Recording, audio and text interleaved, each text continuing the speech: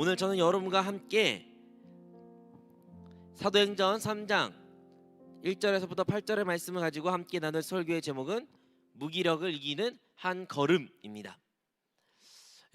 여러분의 마지막으로 인상적이고 되게 오랫동안 기억에 남는 사건은 무엇입니까? 한번 생각해 보세요. 여러분의 최근에 혹시 인상적이고 오랫동안 기억에 남은 사건이 무엇인지요?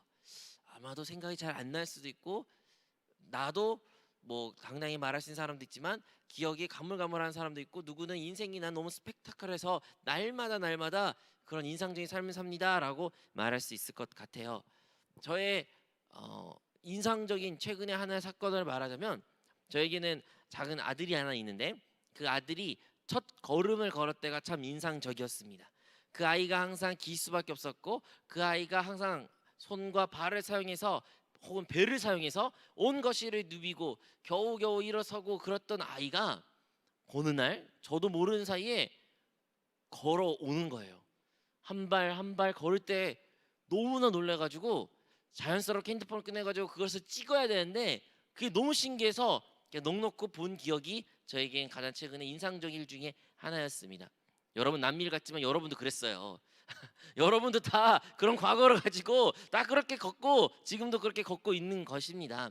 우리 모두는 한때 걷지 못하고 길 수밖에 없었고 너무나도 연약한 존재였지만, 시간이 되고 우리에게 사랑과 충분한 영향을 공급받음으로 우리는 걸을 수 있게 되었고, 이제는 걷는 것이 너무나도 자연스러운 일이 되었어요. 여러분 중에 혹시 허리를 다치신 분들이 계시면 아실 거예요. 이 허리를 다치면요, 걷기가 너무 힘듭니다. 서기도 힘듭니다. 앉기도 힘듭니다. 모든 게 힘들어하는 게 이 허리를 다치는 증상인데, 무릎이 아픈 사람들은 걷는 것이, 계단 오르는 것이 그렇게 힘들 수밖에 없어요. 이것을 공감하신 분들 적을 수 있으나 그렇습니다. 걷는다는 것은 너무나도 우리 삶의 유익이요, 이 걷는 행위로 말미암아 우리가 어떻게 보면 다른 동물들과 큰 차이를 두는 것이라고 과학자들은 혹은 의학자들은 말하기도 합니다. 이렇게 우리가 두 발을 걷는 것이 너무나도 자연스러운 일이지만, 누구에게는 이 걷는 것이 평생의 소원인 사람들도 있습니다. 걷고 싶고 희망하고, 하지만 어떤 불의의 사건으로 인하여 혹은 태어날 때부터 걷지 못하는 수많은 사람들이 이 땅 가운데 살고 있습니다. 여러분 주위에 혹시 그런 분들이 있나요? 어떤 분들은 원래 천선적으로 그럴 수도 있고요, 사고로 그럴 수도 있고, 혹은 노년으로 나이가 너무 많이 들어 이제는 걸을 수가 없어 이제 누울 수밖에 없는 사람들도 있습니다. 어떠한 상황 가운데 상관없이 이 걷지 못하는 사람들은 사실은 오늘만의 이야기가 아니라 예수님의 살았던 그 시대에도 동일하게 역사했습니다. 그 시대에도 어쩌면 지금보다 더 많은 사람들이 걷지 못하였고, 의학이 발달되지 못하여 어떠한 기구의 도움도 받지 못해서 어쩔 수 없이 평생에 앉을 수밖에 없는 사람들이 많았던 시대가 바로 우리 예수님이 살던 시대요, 오늘의 본문의 사도들이 살았던 시대입니다. 오늘의 본문의 말씀을 우리가 자세히 본다면 제9시라고 기록되어 있는데요, 우리에게 좀 어려운 단어죠. 오늘날로 생각하면 오후 3시입니다. 오후 3시에 베드로와 요한이 기도하러 성전으로 올라가게 되었습니다. 여러분, 성전은 어떠한 곳일까요?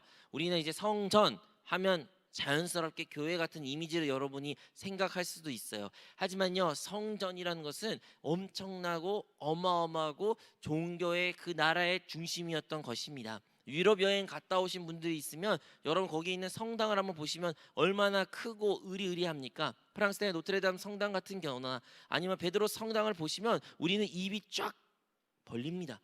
와, 어떻게 그 시대에, 그 중세 시대에 이러한 것을 지을 수 있을까? 어떻게 이렇게 화려하고 아름다게 지을 수 있을까? 우리가 놀랐는데, 그것보다 더 한참 이전에 2000년 전에 그 예루살렘의 성에 어마어마한 하나님의 성전이 있었어요. 그 성전이 평수도 크고요, 땅도 넓고요, 건물도 높았습니다. 벽돌도 하나하나가 너무나 아름다웠고 금으로 장식한 것이 너무나 많아서 많은 사람들이 그 성전만 봐도 사람들이 감동에 쓰이게 되고, 정말로 이곳 가운데 하나님이 계시겠구나라는 믿지 않는 사람들도 고백했던 곳이 바로 성전이라는 곳이었어요. 이렇게 성전에 많은 사람들이 모였습니다. 그리고 그곳 가운데는 분명한 목적으로 모였겠죠. 하나님을 예배하기 위해 모였습니다. 베드로와 요한도 마찬가지로 하나님께 기도하기 위하여 성전에 들어가는 길에 누구를 만났습니까? 오늘의 본문에 나온 걷지 못한 한 사람이 등장하게 됩니다. 이 사람은요, 날 때부터 걷지 못해서 사람들의 도움을 받으며 살 수밖에 없었습니다. 그래서 이 사람은 사람들의 힘에 도움에 이끌려 그를 업어서 그 성전 문 앞에다 두었어요. 목적은 단 하나죠. 내가 이 사람을 책임질 수는 없으나 이 사람이 이 성전 문 앞에 있으면 누군가가 지나가면서 그에게 도움을 줄 것이고, 이 앉은 사람이 구걸을 하면 많은 사람들이 불쌍히 여겨 긍휼한 마음을 얻어 아니면 하나님의 그 사랑의 다른 하나의 표현으로 그 사람을 도와줄 것이다. 그래서 많은 사람들이 그를 업고 성전 문 앞에 내려놓았습니다. 그렇게 이 걷지 못한 사람은 항상 그곳 가운데 앉아서 성전 문 앞에 앉아 사람들에게 구걸을 하연 처지에 있었습니다. 여러분, 그 차갑고 차가운 땅 가운데 이 걷지 못한 사람이 앉아 있습니다. 그가 항상 바라보는 것은 아마도 사람들의 발이었어요. 모든 사람들은 그 아름다운 화려한 그 성전을 바라보며 하나님을 상상하며 하나님을 내가 오늘 만날 것이라는 기대를 가지고 품고, 혹은 개인의 기도 제물 응답을 위해서 그 성전에 들어갈 때 이 사람은 성전을 바라볼 수 있는 것이 아니라 그 성전에 들어간 그 사람들을 바라보며 그 사람들이 향해 손을 내밀며 도움을 구하는 것이었습니다. 나에게 자비를 베풀어서 나에게 한 푼을 주소서, 나에게 먹을 것을 주시고 나를 오늘 하루를 살아가게 도와주소서라고 간청하는 것이 이 앉은 걸을 수밖에 없는 이 사람들의 모습이었습니다. 왜 그럴까요? 왜 이 사람이 이러한 고난과 혹은 이러한 슬픔과 이 어려움을 놓일 수밖에, 무슨 문제가 있기에 이 사람은 이러한 사람을 살 수밖에 없을까요? 이 사람이 진정 죄인이라서 그런 걸까요? 하지만요, 우리는 압니다. 모든 사람은 다 죄인입니다. 그 사람만 죄인이라서 그러한 상황까지 놓인 것이 아니라 사실 모든 인류는 아담과 하와의 타락으로 말미암아 우리는 다 죄인으로서 살아갈 수밖에 없었습니다.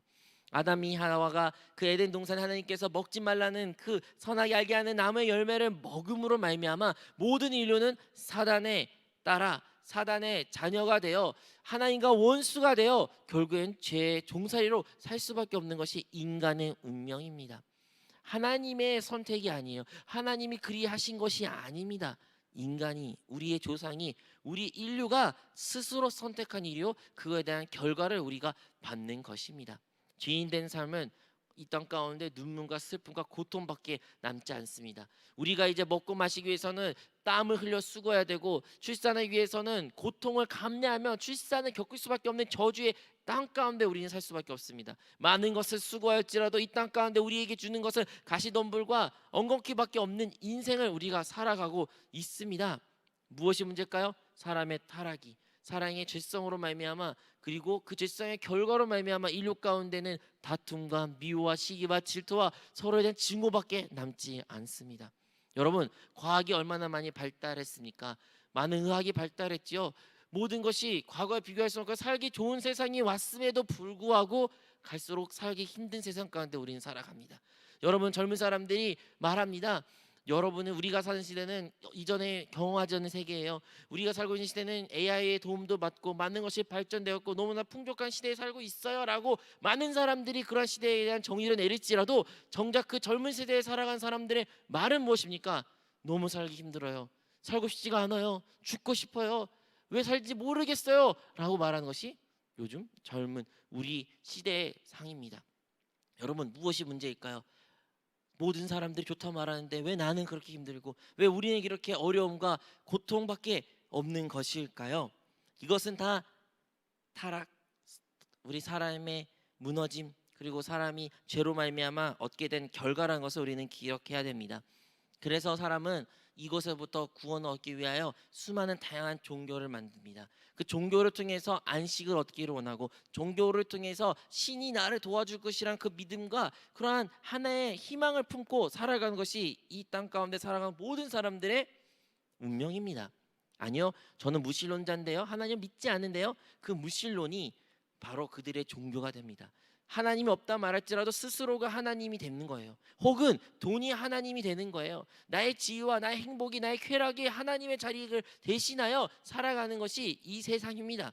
결국에는 이 세상 가운데 모두 자신의 신을 섬기고 자신의 우상을 만들고 살아가는 것이 인간이요, 결국엔 자기만의 종교를 가지고 섬긴 것이 인간인 것입니다.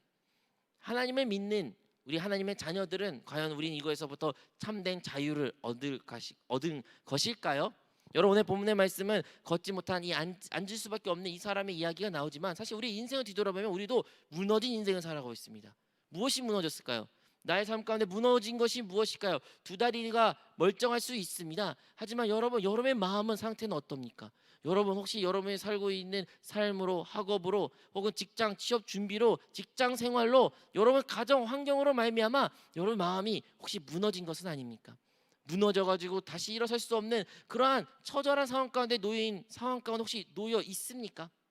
많은 사람들은 자기 힘으로 자기 인생을 개척하려고 노력을 합니다. 하지만 그것을 실패를 맛보게 된다면 우리는 무너지게 됩니다.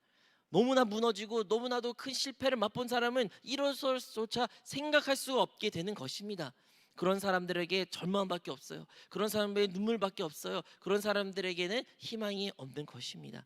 이 땅 가운데, 그리고 이 자리 가운데 오기 많은 사람들이 나왔으나 여러분의 마음은 어떠한 상황 가운데 있습니까? 여러분의 환경은, 여러분의 가정은 믿음으로 세워져 굳건히 있습니까?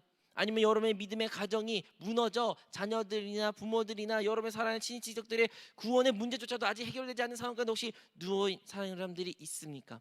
여러분 직장 생활, 학업 생활은 어떻습니까? 그것 가운데 믿음이 굳건히 서 당당히 그리스도를 증거하며 하나님을 표현하며 그리스도를 대해 말하며 하나님을 나라를 확장시키는 그 사명을 온전히 감당한 인생을 살고 계십니까? 아니면 그럴 힘조차도 없어서 그냥 무너져 그것 가운데 어쩔 수 없이 하루하루를 그냥 버티며 하루하루를 그냥 보내는 인생을 살고 계십니까? 우리에게 답을 많이 말해줘요. 우리 주위에는 압니다. 맞아, 하나님이 답이야. 하나님이 우리를 구원해 줄 거야. 하나님한테 가자라는 이야기를 우리가 많이 듣습니다. 혹은 머리로는 압니다.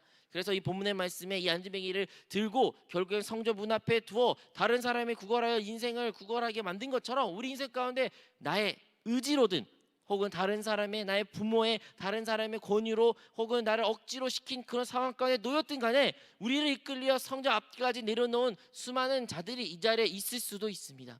여러분, 이 자리에 어떠한 마음으로, 어떤 심정으로 나왔습니까? 누구는 나를 구원해 주세요, 나를 이 어려움에서, 환경에서 살려주세요 라는 마음에 올 수도 있습니다. 하지만 여러분이 이 자리에 어떠한 마음으로 나왔습니까? 여러분의 의지로 하나님을 찬양하고 예배하는 심정으로 나왔습니까? 하나님을 바라보며 그것을 기대하며 나온 사람이 있습니까? 아니면 어쩔 수 없이 나와 그냥 나의 습관적인 모습으로 관념적으로 통념적으로 나오신 분들이 혹시 있습니까? 다른 사람들이 교회 가면 해결될 거야, 거기서 평안을 얻을 거야, 교회 가야 예배를 드려야 하나님을 만나야 뭔가 달라질 거야, 이러한 이야기를 듣고 그 이야기에 따라 어쩔 수 없이 이 자리에 나와 이 시간을 보내고 계십니까? 분명한 것은 본문에 나왔던 이 사람은 자기의 의지로 나온 것이 아니에요. 혹은 자기의 의지대로 자기 의지로 할 수 있는 것이 아무것도 없던 사람입니다. 그래서 그는 어디에 머물렀나요? 바로 성전 문 앞에 머물렀습니다. 그는 단 한 번도 성전 안으로 들어갈 수도 없었고요, 성전 안에서 예배를 드릴 수도 없었고요, 성전 안에 계신 하나님을 볼 수도 없었습니다. 그는 성전 밖에 앉을 수밖에 없던 인생이었습니다. 하지만 그에게 누가 찾아옵니까? 바로 베드로와 요한이 찾아오게 되는 것입니다. 베드로, 요한이 그를 보게 됩니다. 하지만 이 사람은 베드로와 요한이 사도인 줄도 모르고 예수 그리스도의 제자인 줄도 모르고 그에게도 항상 했던 같이 똑같은 일을 해요. 나를 도와달라고, 나에게 먹을 것을 달라고, 나에게 돈을 달라고 그는 구걸합니다. 하지만 베드로는 그에게 말하죠. 그 사람에게 시선을 바꾸라고 말씀합니다. 4절에 기록되기를 베드로와 요한과 더불어 주목하여 이르되 우리를 보라 하니, 베드로와 요한이 첫 번째 했던 일이 다름 아니라 그 사람의 시선을 바꾸어 주었어요. 네가 지금 바닥을 보고 네가 지금 다른 것을 많이 보고 있지만 지금 다른 것을 볼 때가 아니라 나를 보라고 베드로와 요한은 말하게 되었습니다. 여러분, 우리 인생 가운데, 우리 신앙생활 가운데 많은 경우에는 참된 하나님의 실제를 누리지 못하고 참된 예배의 그 아름다움과 기쁨과 행복을 누리지 못하고 그 밖에서 예배를 드리고 그 밖에서 소리로만 듣고 그 밖에서 예배 드렸다는 착각으로 살아가는 수많은 사람들이 있습니다. 요즘은 젊은 사람들이 그렇게 많이 교회를 떠나거나 하나님을 영접하지 않는다는 설문조사가 많이 나오고 있습니다. 여러분, 그 사람들은 다 한때 부모님과 함께 교회를 다녔던 사람들이에요. 30대 40대에서 수많은 사람들이 그 부모님과 함께 어린 시절에 교회를 분명히 다녔으며 교회를 다녔고 청년부에 다녔던 사람인데도 불구하고 그렇게 수많은 30대 40대 인구가 신앙생활을 안 하고 있다고 말합니다.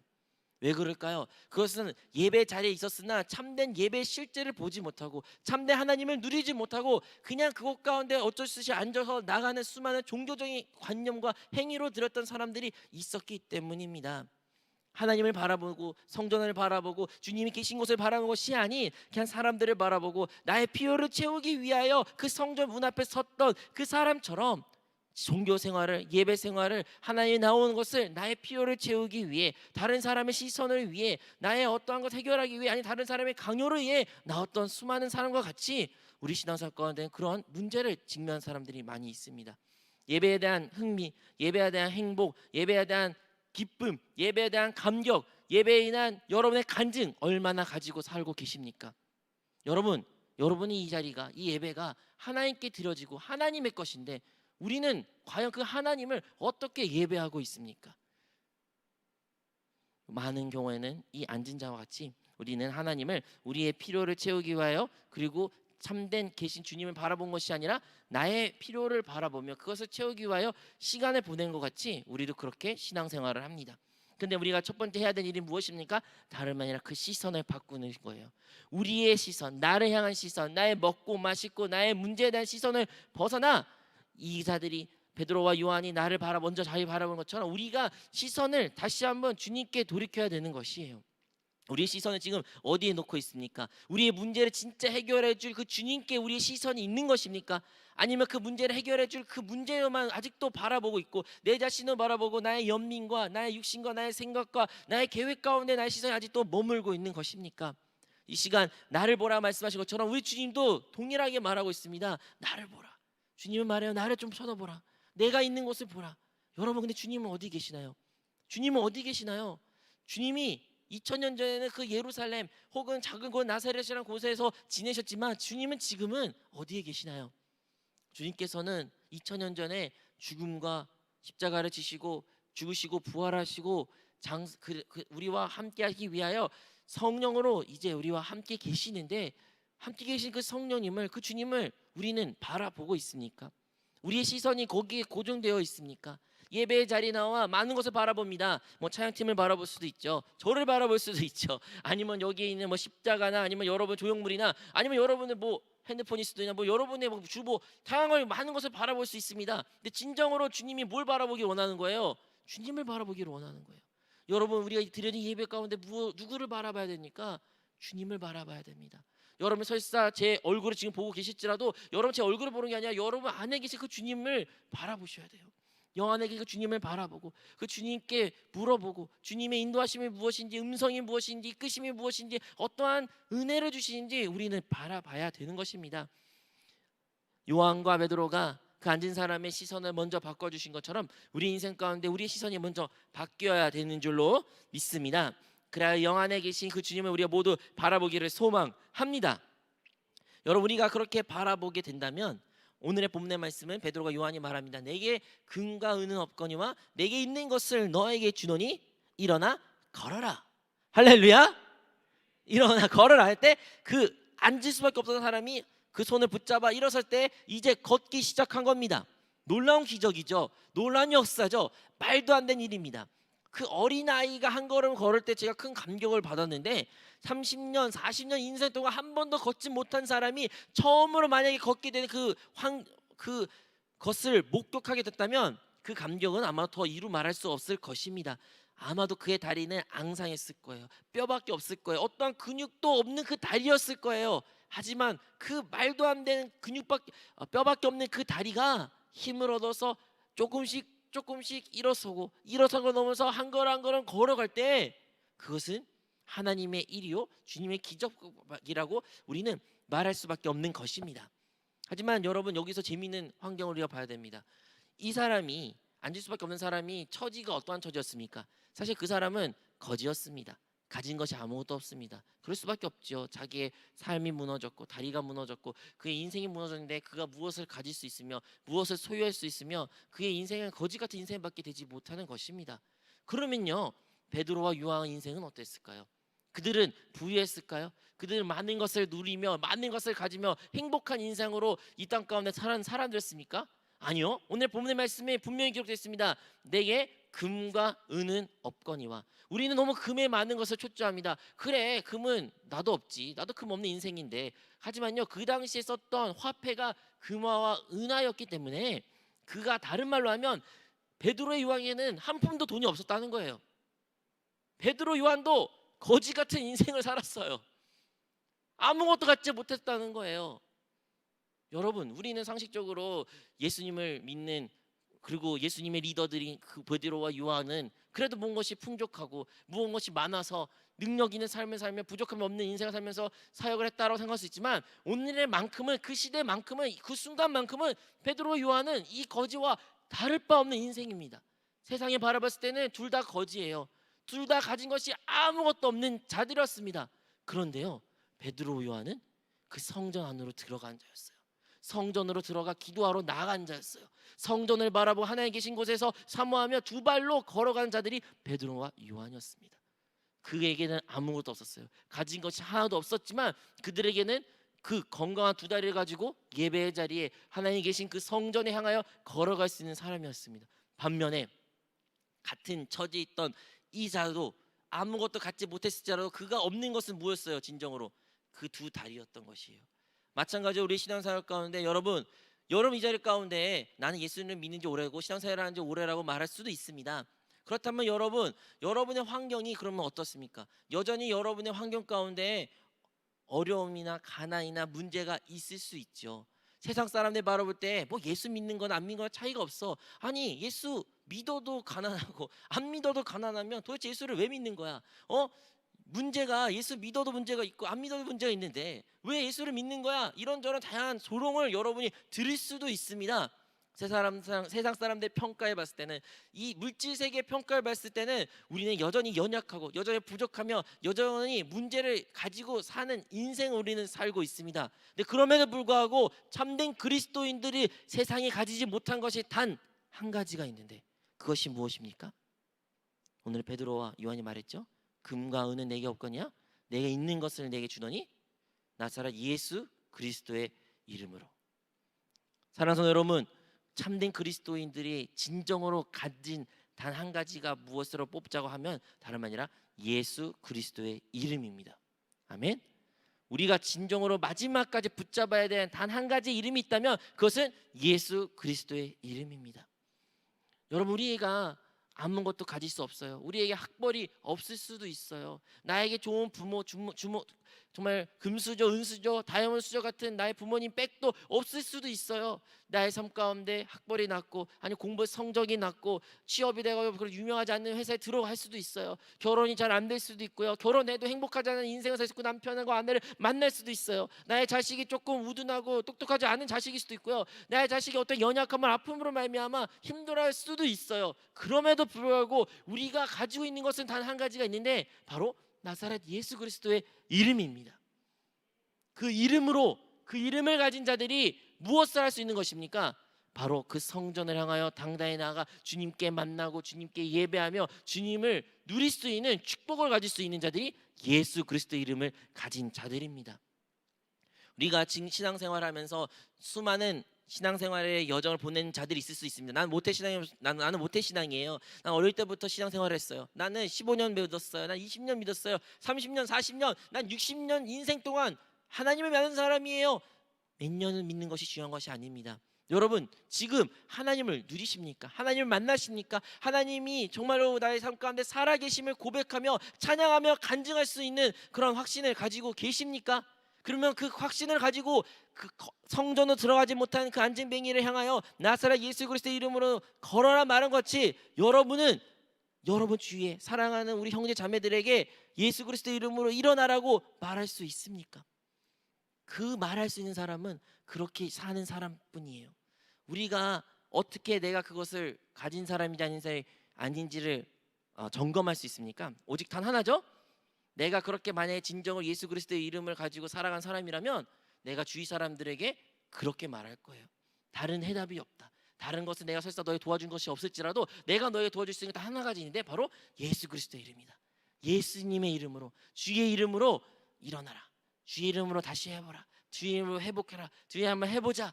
이렇게 말할 수 있는 사람이 참된 그리스도인요, 참된 하나님을 믿는 자인 줄로 믿습니다. 여러분, 예수님의 이름이 영원히 변하지 않는 그 구원의 이름입니다. 그러므로 우리 있을 가운데는 예수의 그 귀하신 이름이 날마다 선포돼야 되며 날마다 말해져야 되며 그것을 우리는 이야기를 해야 돼요. 여러분, 우리 삶 가운데 금과 은, 나의 가진 것, 나의 학벌, 나의 재능, 많은 것이 없을 수도 있어요. 그렇다고 당당하지 않는 인생을 살지 마십시오. 그렇다고 우리 자신을 자책하고 소극적으로 살아가며 자기 자신을 비하하는 그런 생각을 우리는 탈피해야 됩니다. 왜 그럴까요? 그것보다 더 귀하신 이름이 바로 나사렛 예수 그리스도의 이름이에요. 우리가 성전 문 앞에서 앉아 아직도 성전 안에 들어가지 못하는 이 안진뱅이와 같이 아직도 여전히 하나님의 그 영광을, 그 예배를, 그 교회 신앙생활을, 공동체를 경험하지 않는 자들이 혹여나 있다면 이 시간 나사렛 예수 그리스도의 이름을 붙잡으시고 그 이름으로 말미암아 여러분의 그 무기력했던 신앙생활에서 벗어나 주님의 주신 능력의 그 힘으로 일어나 신앙생활의 그 여정의 길을 걸으시고 하나님께 나와 공동체 생활, 믿음 생활, 종교 생활이 아닌 교회 생활로 들어와 하나님을 누리는 우리 모든 성도님이 되시기를 바라겠습니다. 여러분, 진리라는 것은 이런 거예요. 변하지 않는 것. 이 세상 강은 답을 많이 줍니다. 이 어려운 시대에 이렇게 탈피하십시오. 이 어려운 시대에 이렇게 하십시오. 이런 어려운 시대에 이렇게 하십시오. 유행이라는 게 있었습니다. 자기소개서가 되게 유행이 있었거든요. 저 때는 예를 들어 힘든 사람은 힘들지 위로하는 사람이 있었고, 어떤 사람은 그것을 버리고 그냥 즐겨라는 그런 해결책을 내는 사람도 있고, 누구는 열심히 노력하면 된다. 다양한 이 세상에 유행이 있습니다. 하지만요, 그 유행이 참된 진리가 되지 못합니다. 오직 진리는 변하지 않는 오직 예수 그리스도입니다. 여러분, 진정으로 그 진리라는 것을 믿으신다면 여러분이 어떤 상황 가운데 있을지라도, 어떠한 어려움 가운데 있을지라도 우리는 예수 그리스도를 선포해야 되며 그 이름만이 나에게 구원된다는 것을 확신하며 우리는 일어나야 될 줄로 믿습니다. 그 구원의 이름이 우리 삶을, 우리의 환경을 변화시켜 하나님께 나아가게 될 줄로 믿습니다. 자, 결론을 말해드리겠습니다. 먼저 우리의 시선이 변화돼야 됩니다. 아직도 다른 사람들을 향하여 아니면 나의 문제만 바라봤던 우리의 시선을 돌이켜 나의 자아를 향했던 우리의 눈이 주님을 바라보고 참된 주님이 계신 그 영으로 돌이키는 그 시선을 우리는 회복해야 됩니다. 그리하여 절대적인 그 구원의 이름 예수 그리스도의 이름을 다시 한번 우리는 회복하고 그 예수 그리스도의 이름을 선포하며 예수 그리스도의 이름의 능력이 있음을 알므로 말미암아 그것을 우리는 무너졌던 우리의 인생을 다시 회복시키고 일어 세워야 되는 것입니다. 그럴 때만이 우리의 힘이 됩니다. 다른 것이 우리의 힘이 되지 않습니다. 우리의 삶이 무너졌습니다. 가정이 무너졌습니다. 학업이 무너졌습니다. 인생이 무너졌다 할지라도 오직 예수 그리스도의 이름만이 우리에게 능력이 되어 일어서게 될 줄로 믿습니다. 그렇게 일어서게 된다면 우리 해야 되는 단 한 가지입니다. 본문에 기록한 것처럼 성전에 들어가 뛰어 주님께 찬양과 영광을 돌렸더라. 이와 마찬가지로 우리의 삶 가운데 무너짐이 회복되었다면 우리의 행할 일은 단 한 가지, 바로 다시 신앙생활을 온전한 신앙을 회복시켜 교회 생활 안으로 들어와 교회 생활 안에서 예배를 통하여 하나님께 영광을 드리고 기뻐 뛰며 찬송하는 그런 모든 성도들이 되시기를 주님의 이름으로 축원드리겠습니다.